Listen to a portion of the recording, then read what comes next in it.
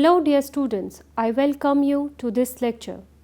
Today the topic for deliberation is Future Prospects of Development Administration in India. The objectives of this lecture are to comprehensively delineate the nature and some of the major characteristics of development administration in India, to trace the changes of development administration in India during various governmental representations, and finally to underscore some of the major challenges of development administration in India and how such challenges lay down the basis for futuristic scope and prospects of development administration in the times to come.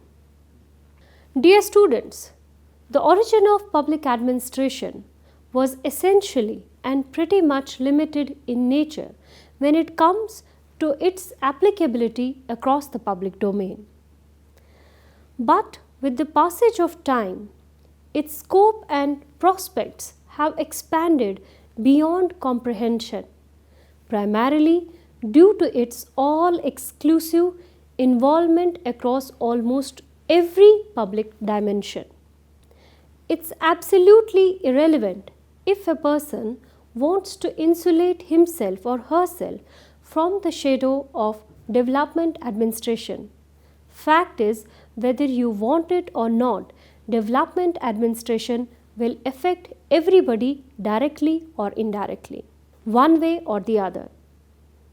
If we are to connect the random dots, the reliance on development administration is bound to get more and more inclusive and even more indispensable. However, in order to understand the futuristic scope and prospects of development administration, it is mandatory to first understand some of its basic components and explications. Dear students, development administration refers to the field of public administration that focuses on promoting social and economic development in countries, regions, or communities in general, but in particular those that are underdeveloped or belong to the guild, what's commonly known as the Third World. The end of colonialism had led to the greatest structural adjustments of government in the Third World countries. As the countries declared themselves independent, one after another from the colonial subjugation, they asserted various plans for comprehensive societal change. Independence of these third world countries required substantive adjustments in almost all the spheres of life. The demand for better standards of living, improvement in both agrarian and industrial sectors had led to the adoption of development administration. Being vibrant, innovative and result-oriented, development administration is considered as an appropriate system for the underdeveloped countries where every policy and plan is development oriented. Development has become a crucial factor in almost all the countries. However, the immediate need was felt in the developing countries. In order to carry out comprehensive plans and policies of development, state was regarded as the best choice for coordination and bringing about changes and innovations in the society. It involves the application of management and administrative principles to the task of formulating and implementing policies, programs, and projects aimed at improving the standard of living and quality of life of the people. The process of development administration is not merely an interventional disposition, but it can very well be identified as what is known as response to stimuli. Consequently, development administration is concerned with identifying the needs of the people and designing and implementing policies and programs to meet those needs. It's also concerned with creating an enabling environment for sustainable development, promoting good governance, and building the capacity of institutions and individuals to contribute to development. Development administration covers a broad range of activities, including policy formulation, planning, budgeting, project management, monitoring, and evaluation. It draws on various disciplines such as economics, sociology, political science, and management to provide a comprehensive and integrated approach to development. So, one thing is for sure, that development administration is not homogeneous or undisciplinary in nature, but a heterogeneous means of pursuit based on a wide range of disciplines. Development intrinsically is change oriented. It discards status quo. According to Pai Panandikar, and I quote, development administration is mainly the administration of planned change. The essence of development is holistic change undertaken through integrated, organized, and properly directed action. Unquote. Planned development is intended to achieve explicit results within a fixed time frame. Since development is a continuously changing concept, hence going by such logic, it is neither static nor uniform. Its nature constantly changes with the change of time. As such, the scope and relevance of development administration in times to come is bound to get more and more augmented. So it won't be inapt to emphasize that development administration represents changes in public administration. In fact, change is at the very heart of development administration. For example, with the advent of more and more information technology across every paradigm of human intervention, across most of the socio-political and socio-economic realms, it became pertinent to absorb as well as adsorb various changes associated with revolutionization of information technology vis-a-vis development administration. Digitization of services is a prime example of how accommodative development administration is when it comes to change, and also underscores the significance of information technology when it comes to the futuristic scope and prospect of development administration.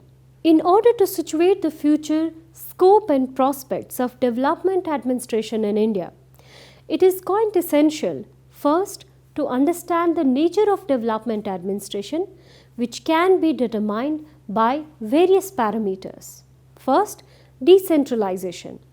Decentralization is a key concept of the nature of development administration. It involves the transfer of decision making, authority, resources, responsibilities from central government to lower levels of government or other local institutions. This can help to ensure that development policies and programs are better tailored to the specific needs and conditions of local communities. Decentralization can also help to increase the participation and engagement of local stakeholders in the development process, leading to more effective and sustainable outcomes. Number 2, capacity building. Capacity building is another important aspect of development administration.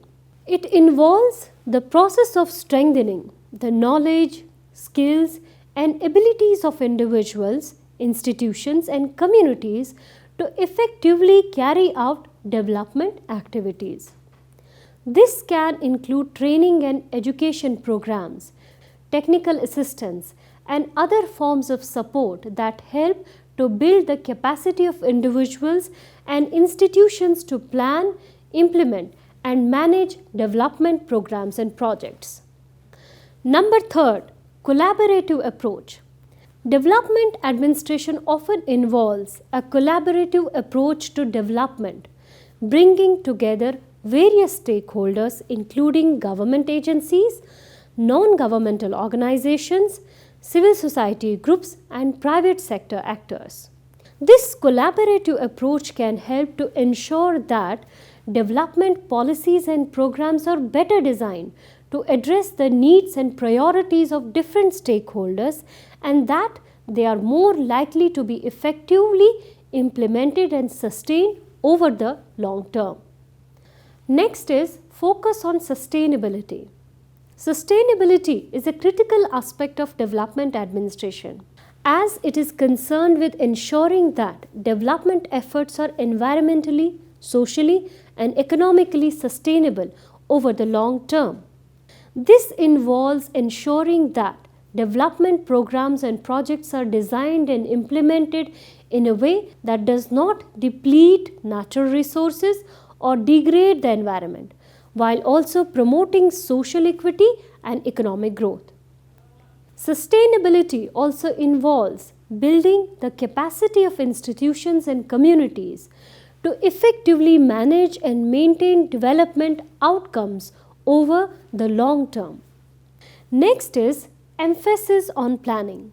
Planning is a fundamental aspect of development administration, as it involves the systematic process of identifying development needs and priorities, setting goals and objectives, and designing strategies to achieve those goals. Effective planning helps to ensure that development efforts are well targeted and well coordinated, and they are more likely to achieve the desired outcomes. Planning also helps to ensure that development efforts are sustainable over the long term, as it involves anticipating and addressing potential challenges and risks. Next is innovation. One of the major components of development administration is its pertinence towards innovation and innovative ideas, because such pursuit assists us in the identification of new strategies that just facilitate and effectuate the overall outcomes. The role of innovative ideas and their effective implication is the backbone of development administration, as its focus is primarily action-oriented and goal-oriented administration. Development administration and the environment, which usually consists of the people and the infrastructure, involve a chicken-egg causation.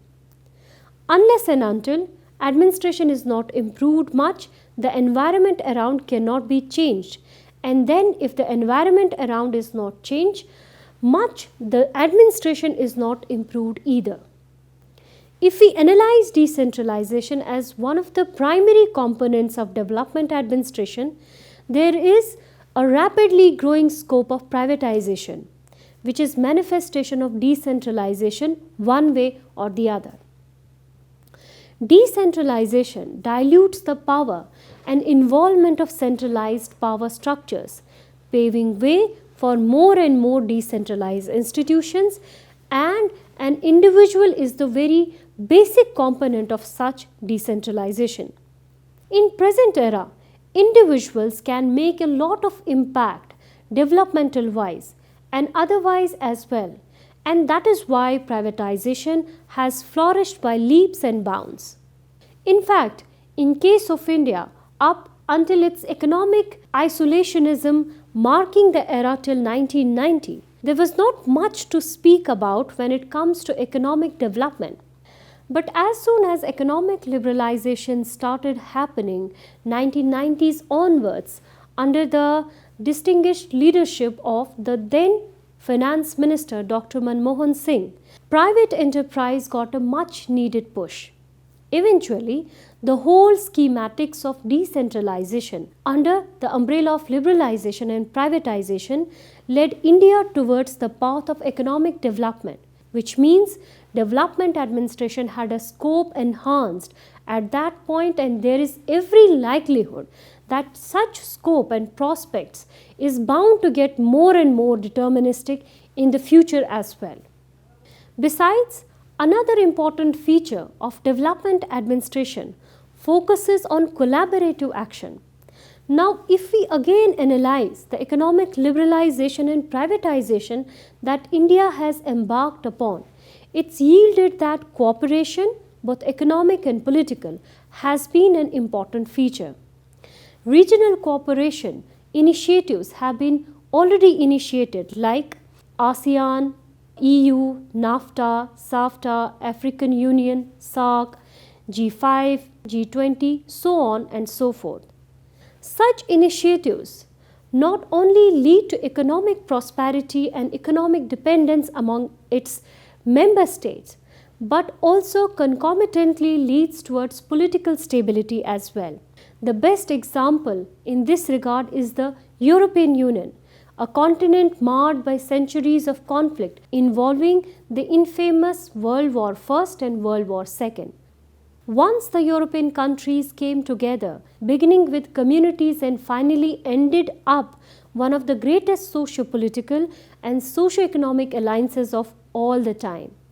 The motto is simple: with economic cooperation, political cooperation is inevitable and inadvertent. Same talisman is true for India as well when it comes to its development in general and economic development in particular. Presently, India is part of most of the cooperative measures around the world. Such cooperation has a never-ending scope even in the coming future.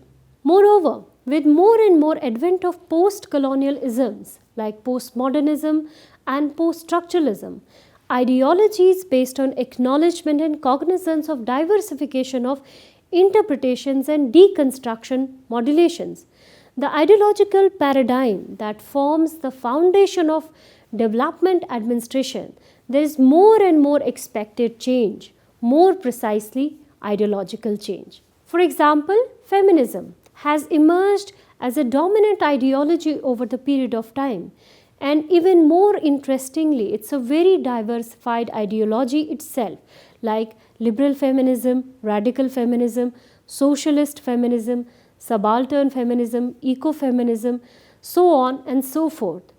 India has seen a very radical and vibrant eruption in this regard.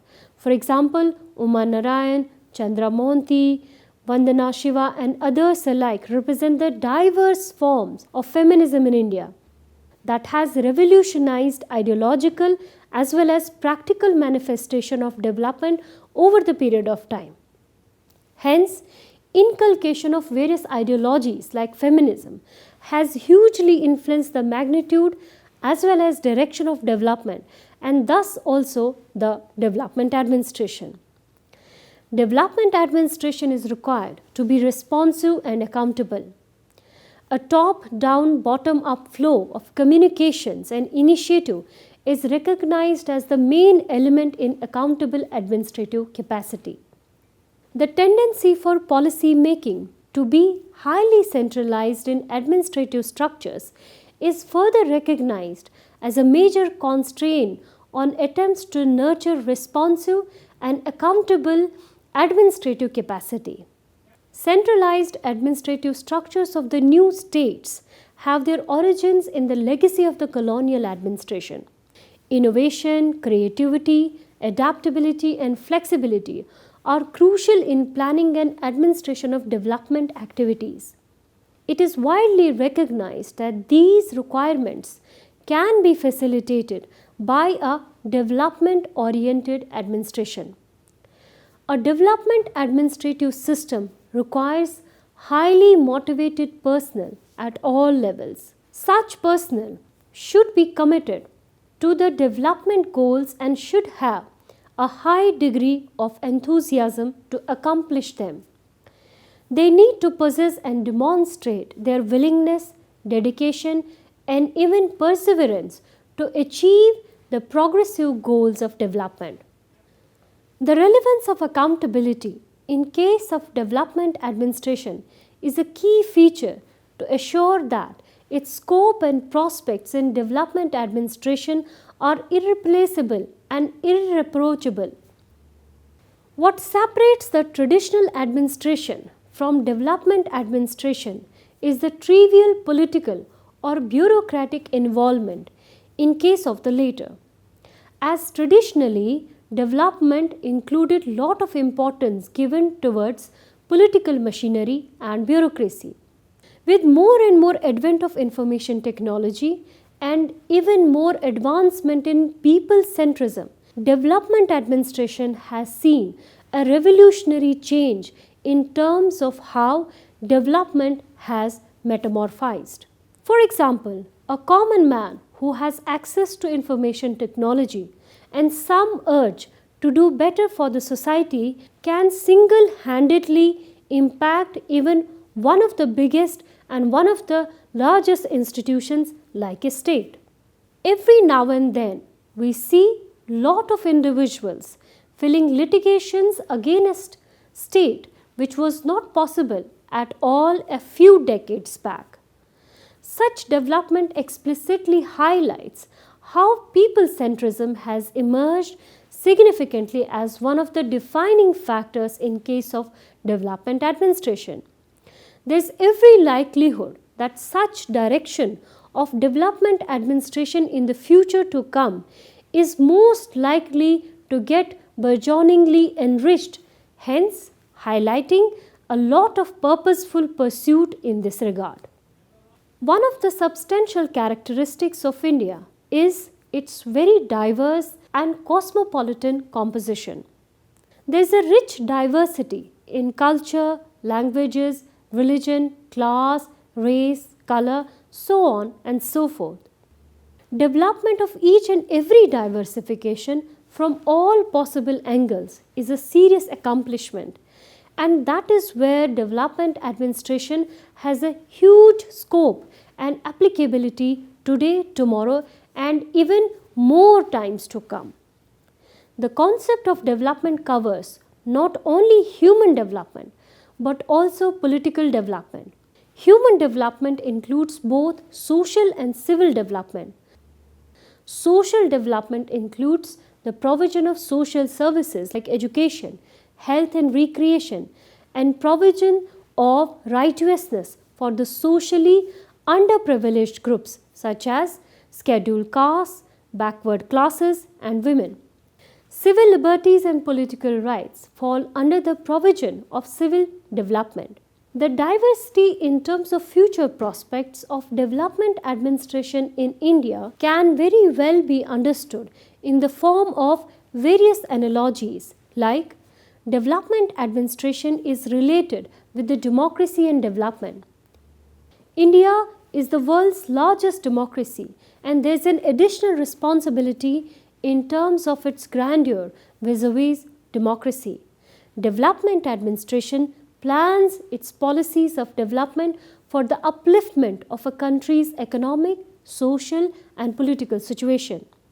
The role of government has been expanding, therefore, with every passing day, it becomes ridiculously difficult for government to look after each and everything. In order to meet the high expectations of the people, the government is working in joint collaboration with privatized companies and in partnership with NGOs for development. The collaboration is not only national or local in nature but international and inter-regional as well. In the case of India, one comes across the 5-year plan that was undertaken by the government after its independence. 12th 5-year plan was the last 5-year plan as it was replaced in the year 2015 by the Government of India led by the Honorable Prime Minister Narendra Modi and named as National Institution for Transforming India, that is Niti Aayog. The plan was basically adopted to improvise the economic development and to achieve the targets in time. The 5-year plan was based on the socialist pattern of society. In order to achieve this, reservation in jobs was introduced, which helps bridging the gap between rich and poor. Panchayats have been vested with power and authority for democratic decentralization. For effective implementation of development plans, it is vital to carry out the effective research activities. It reveals the ways and procedures as to how to carry out the developmental activities effectively. The crucial responsibilities of development administration are as to arrange for skilled personnel at each level, to organize training. According to Professor Fensod, Improvements in the effectiveness of development administration depends on the quality and training of public servants who man it and on a social and political environment which liberates their energies.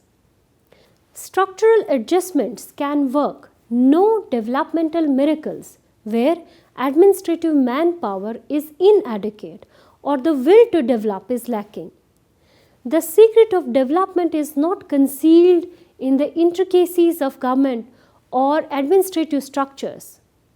Development takes place where skill is supported by commitment and the human material resources exist to translate dreams into actualities.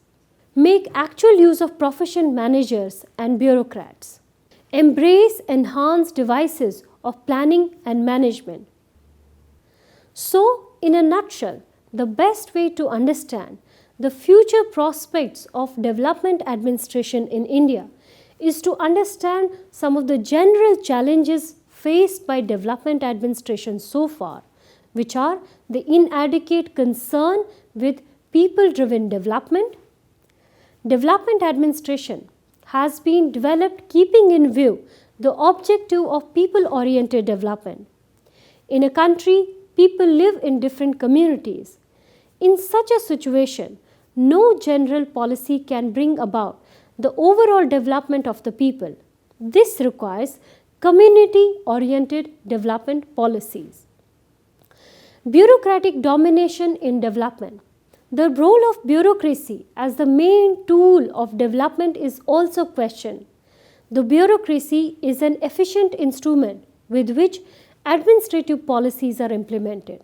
But the bureaucracy proved to be a powerful institution for the common backward people. In fact, bureaucratic power goes hand in hand with political power. In the case of developmental projects, in such organizations there are allegations of nepotism. Therefore, the general public has doubts about the importance of this institution in the overall development of the state. Political capability and politicization of development. The biggest problem of newly independent countries is the lack of adequate political capabilities and the politicization of development. Due to the weakness of both the political parties and the interest groups, the correct problem is not represented. Its effect can be seen in the policy, fails to administer the proper implementation of that policy. Low priority for quality assurance, monitoring and evaluation. The policy is formulated in the interest of socio-economic development, but there is a lack of proper assurance about its outcome. At the same time, it's not seen how effective those projects are, that is, they are not properly evaluated. Administrative corruption. The biggest challenge for the development administration is administrative corruption. The government allocates a lot of money for development projects and that money is spent through the administration. Corruption at the administrative level is often seen in developing countries. That means that money is not spent in the right place. Excessive political control and nepotism in administration. We call people-oriented governments and welfare states the maximum state. In such a state system, the state has a huge amount of power in its hands so that it can guide the development process in the right way. But in reality, this state cannot function properly without effective leadership. In almost every developing country, politically influential people abuse their political power to influence the administration. Political parties also, in many cases, appoint people of their choice in the administration. So the allegation of nepotism appears to be fatal. Lack of bureaucratic professionalism. Different departments are required for different types of work. In developing and underdeveloped countries, there is no separate division for each job. As a result, there is lack of bureaucratic professionalism in the proper implementation of the policy. So, dear students, as we have discussed all the challenges, an antidote of such challenges is the need of the hour. That is what would constitute the future prospect of development administration in India. So, dear students, that brings us to the end of this lecture. I look forward to meet you in the next lecture where we can explore a new and exciting topic. Till then, take care and goodbye.